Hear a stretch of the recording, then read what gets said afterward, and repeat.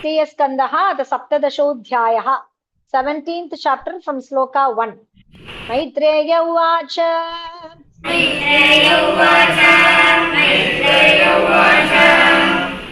Vishamyatmabhuva Geetam Karanam Shankayonjitaha.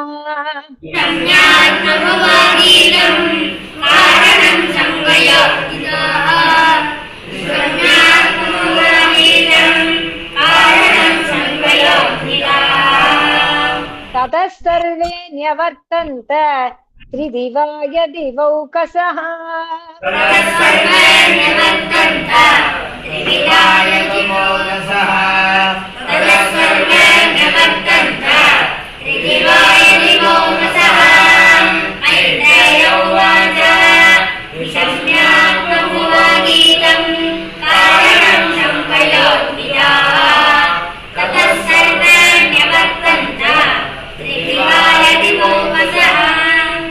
Idistu Bharturadeshat apatya parishankidi.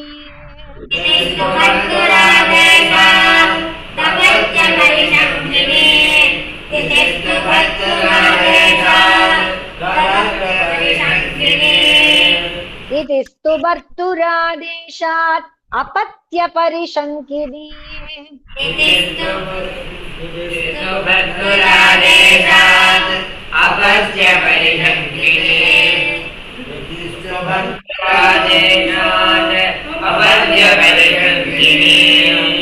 Purne varshashate sadhve putro prasushubhe yamam.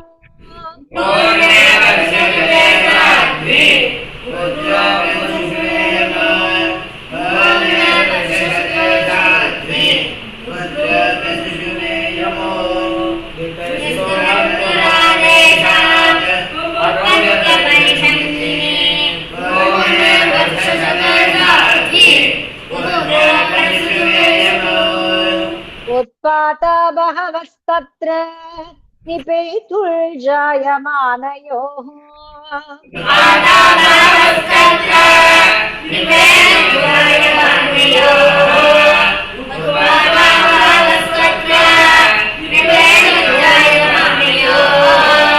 Divi bhuvyantarikshe cha lokasyorubhayavaha.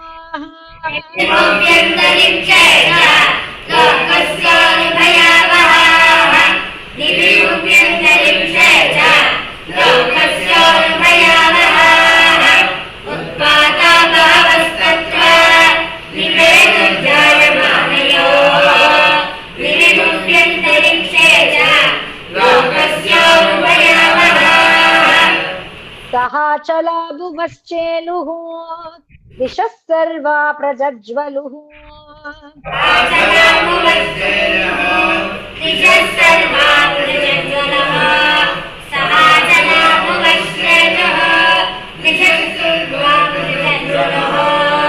Tolkascha shanayah petuhu ketavascha hetavaha.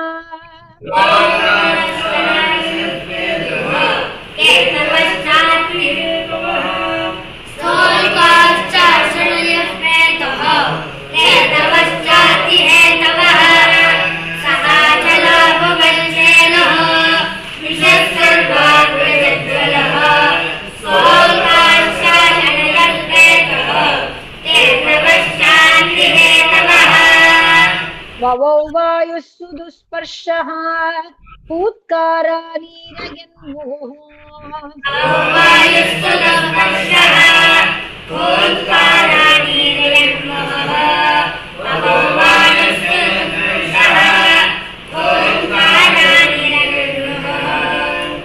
Unmulayan nagapatina vatyamiko rajodhvajaha.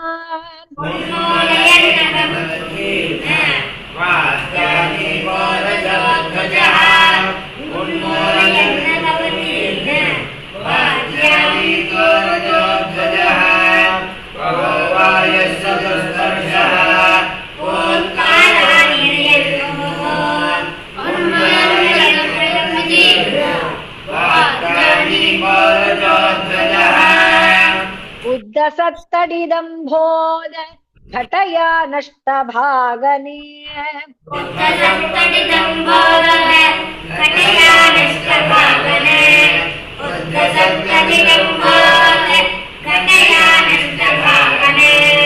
व्योम्नि प्रविष्टतमसा न स्मव्या दृश्यते पदम्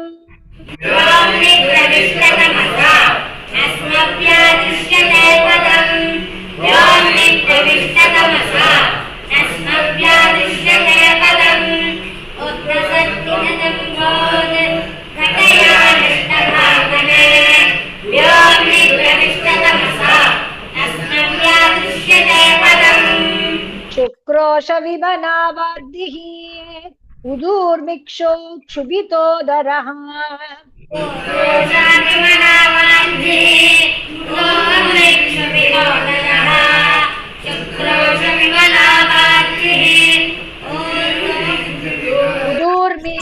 उदूर्मिक्षुभितोदरः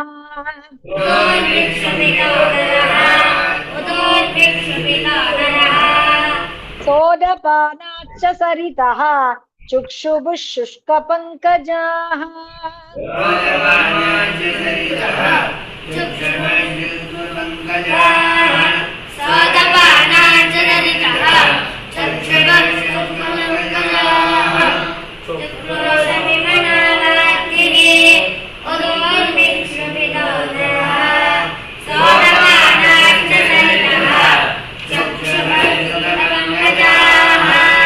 मुहुः परिदयो भूवन् सराह्नो शशि सूर्ययोः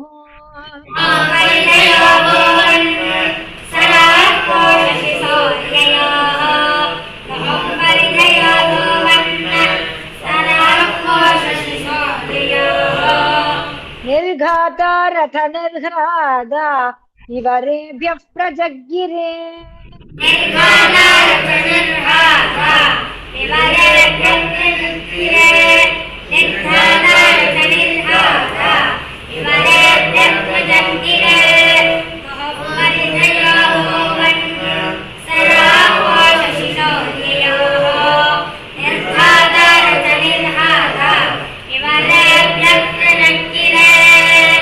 अंतर्ग्रामेषु मुखतः वमन्त्यो वह्निमुल्बणम्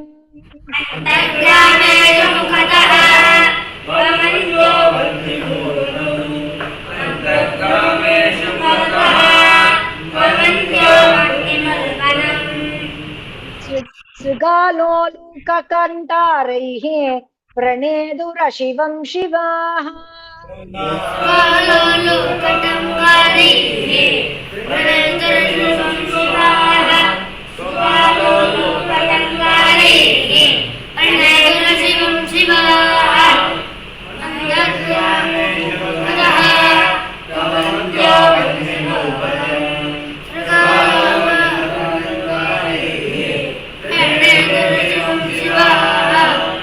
संगीतवद् रोदनवत् उन्नमय्य शिरोधरा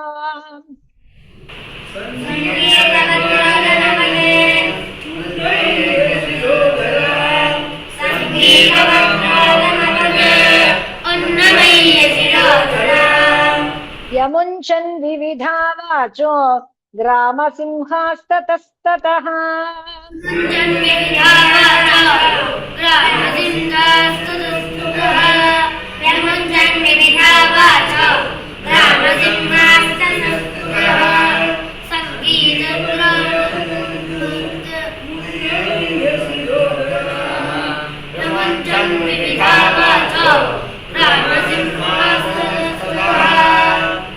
हराश्च कर्कशैक्षप्तः पुरैर्घ्नन्तो धरातलम्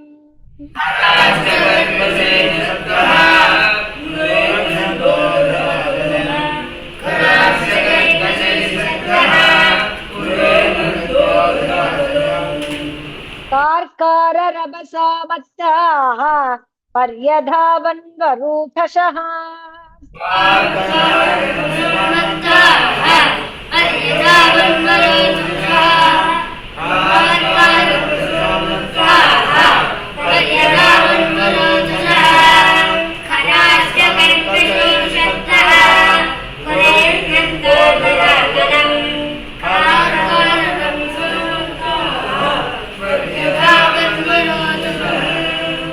रुदन्तो रासवत्रस्ता नीडादुदपतन् खगाः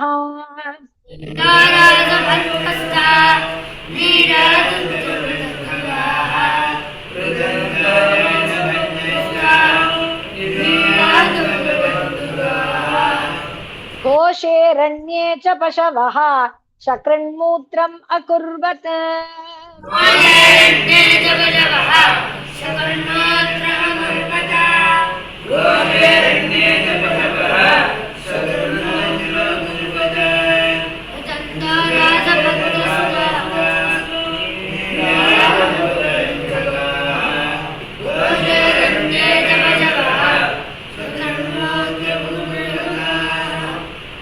गावोऽत्र सन्नस्निग्धोहाः तो यदाः पूयवर्षिणः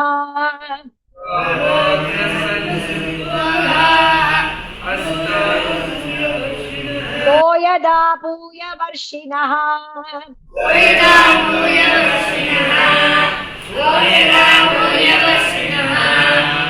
यरुदन् देवलिङ्गानि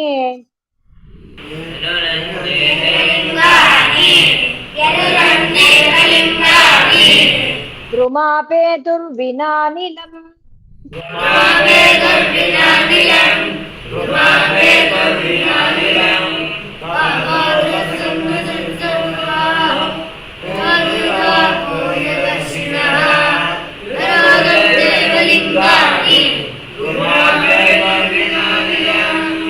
ग्रहान् पुण्यतमानन्ये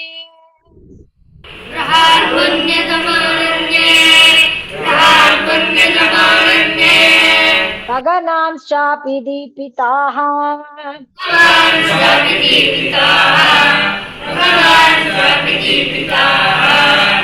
अतिचेरुर्वक्रगत्या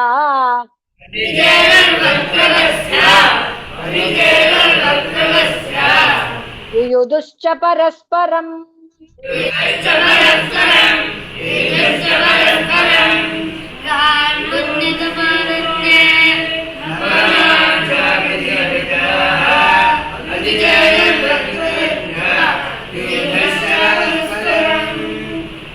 दृष्ट्वान्यांश्च महोत्पातान्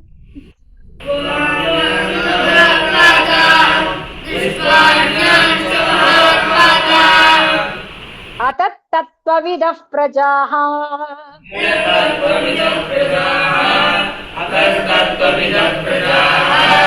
ब्रह्मपुत्रा ऋते भीता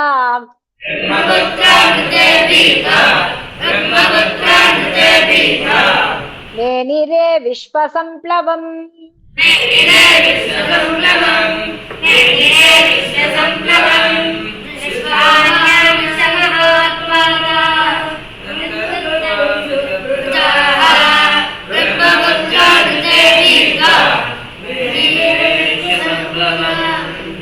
तौवादिदैत्यौ सहसा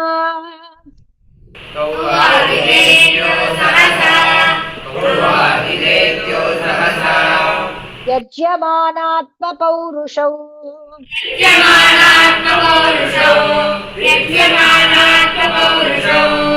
ववृधा तेष्पसारेण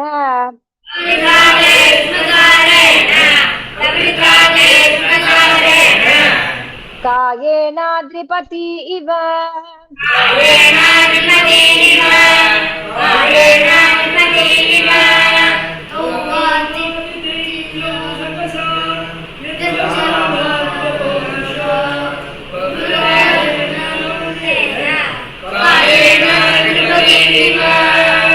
दिवि स्पृशौ हेम किरीटकोटिभिः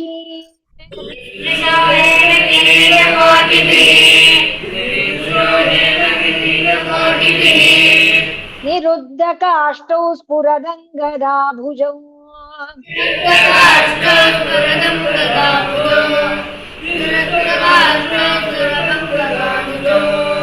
तां कम्पयन्तौ चरणैः पदे पदे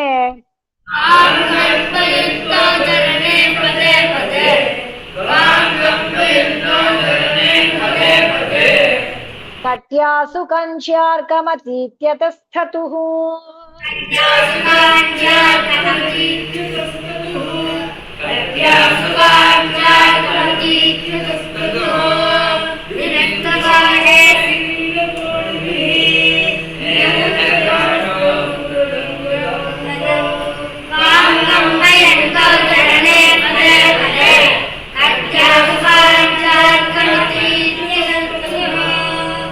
प्रजापतिर्नामतयोरकार्षीत्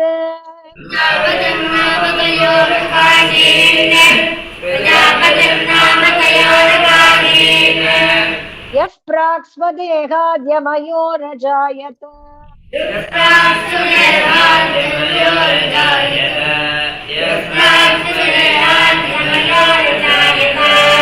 तं वै हिरण्यकशिपुं विदुः प्रजा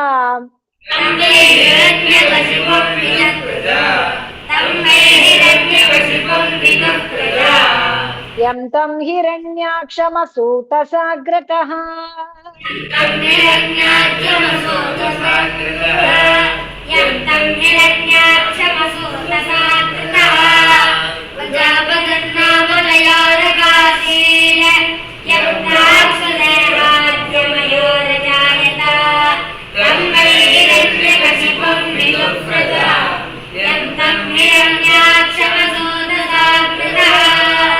शक्रे हिरण्यकशिपुः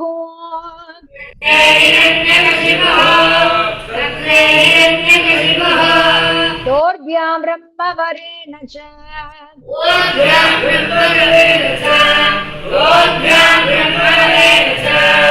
वशे सपालान् लोकान् त्रीन्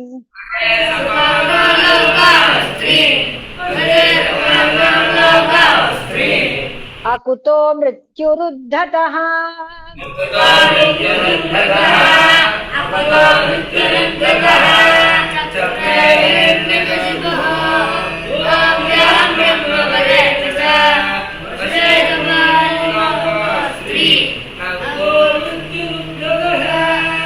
हिरण्याक्षोऽनुजस्तस्य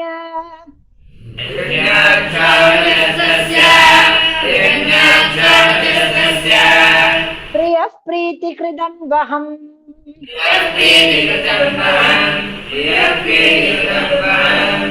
गदापाणिः दिवं यातः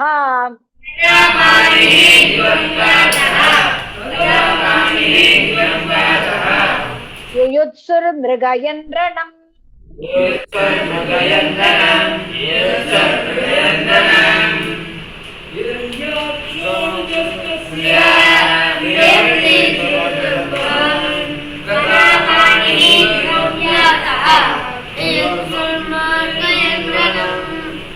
तं वीक्ष्य दुस्सहजवम्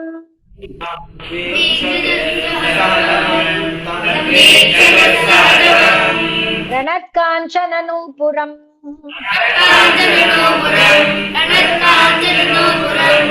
वैजयन्त्या सजाजुष्टम्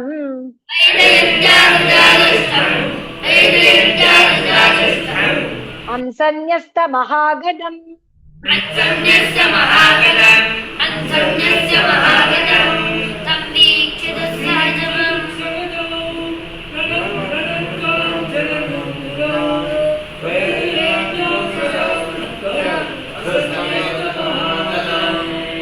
मनोवीर्यवरोत्सिक्तम्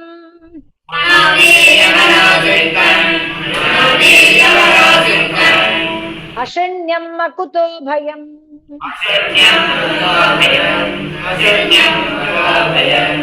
भीतानि निल्गिरे देवाः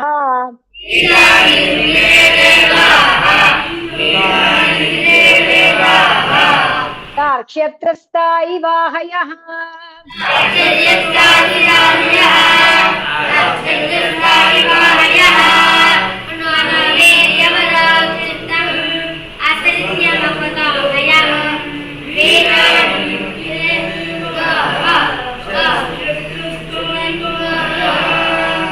तवैति रोहितान् दृष्ट्वा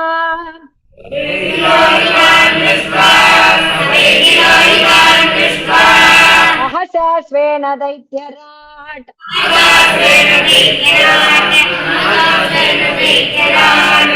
तेन इंद्रान् देवगणान् जीवान्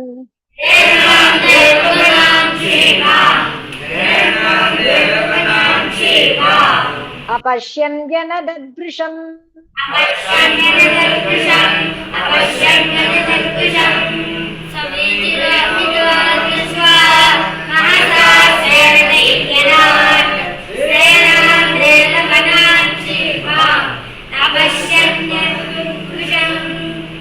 ततो निवृत्तः क्रीडिष्यन्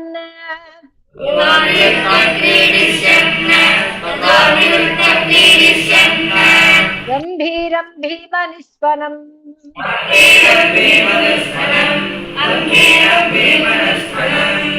जगाहे महासत्त्वः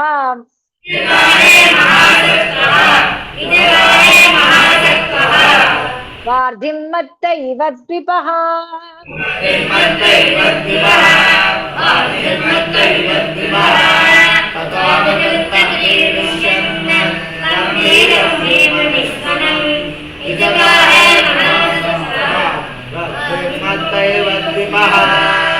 तस्मिन् प्रविष्टे वरुणस्य सैनिका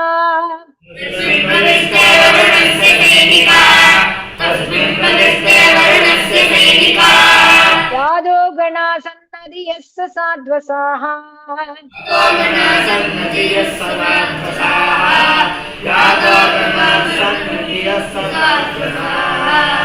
अहन्यमाना अपि तस्य वर्चसा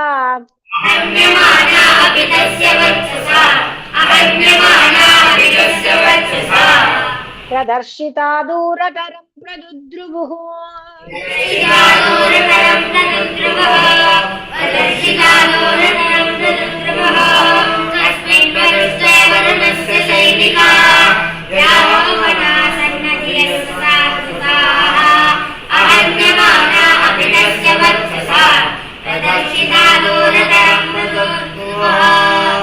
सवर्षपूगानुददौ महाबलः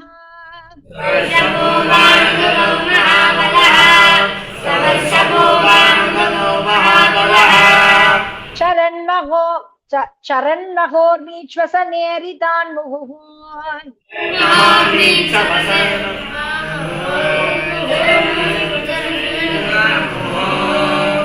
मौर्व्याभिजग्ने गदया विभावरीम्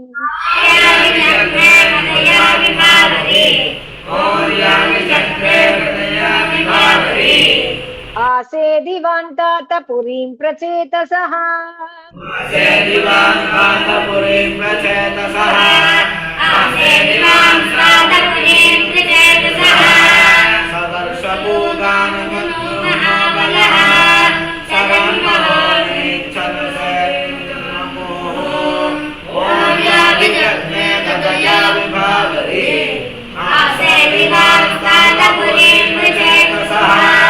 तत्रोपलभ्यासुरलोकपालकम्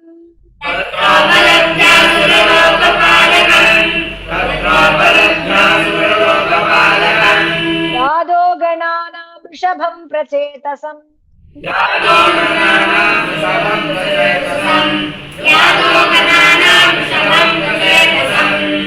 मयन् प्रलब्धुं प्रणिपत्य नीचवत्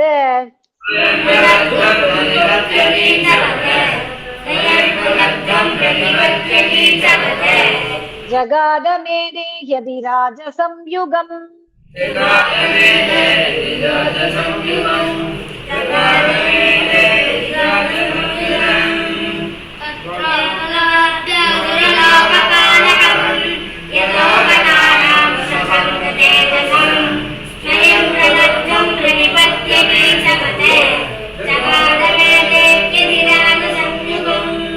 त्वं लोकपालोऽधिपतिर्बृहच्छ्रवा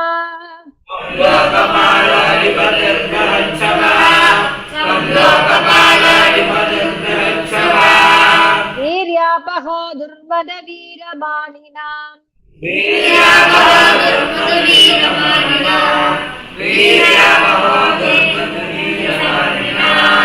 विजित्य लोके किल दैत्यदानवान्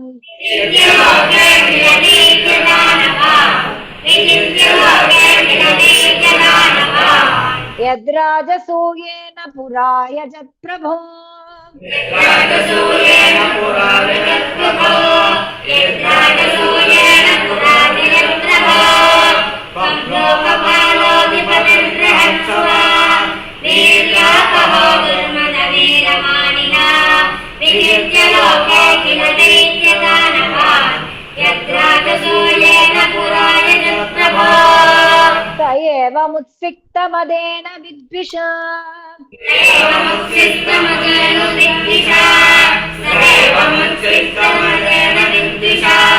दृढं प्रलब्धो भगवान् पाम्पतिः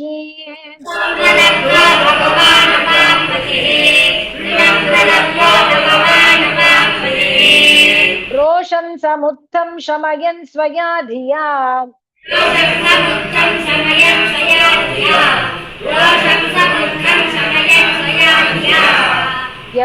व्यवोचदङ्गोपशमं गता वयम्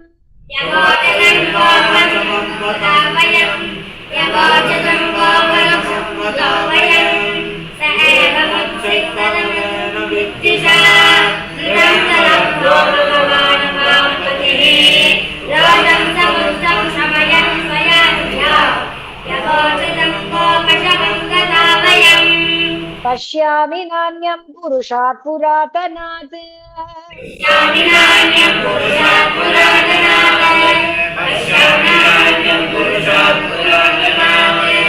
यः संयुगे त्वां रणमार्गकोविदम्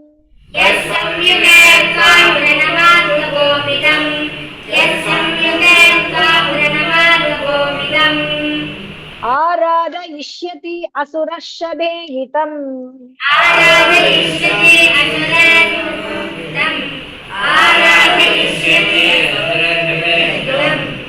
मनस्विनोऽयं गृणते भवादृशाः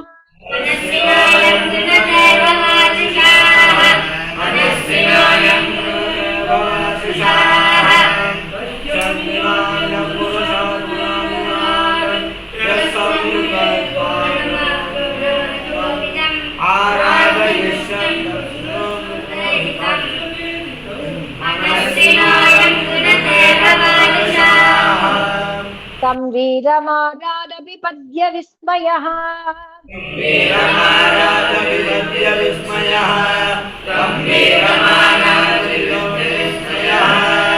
शयिष्यसे वीरशयेष्वभिर्वृतः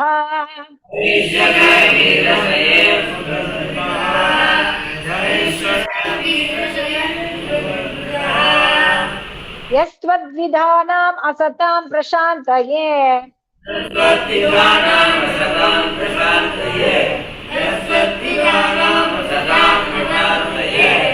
रूपाणि दत्ते सदनुग्रहेच्छया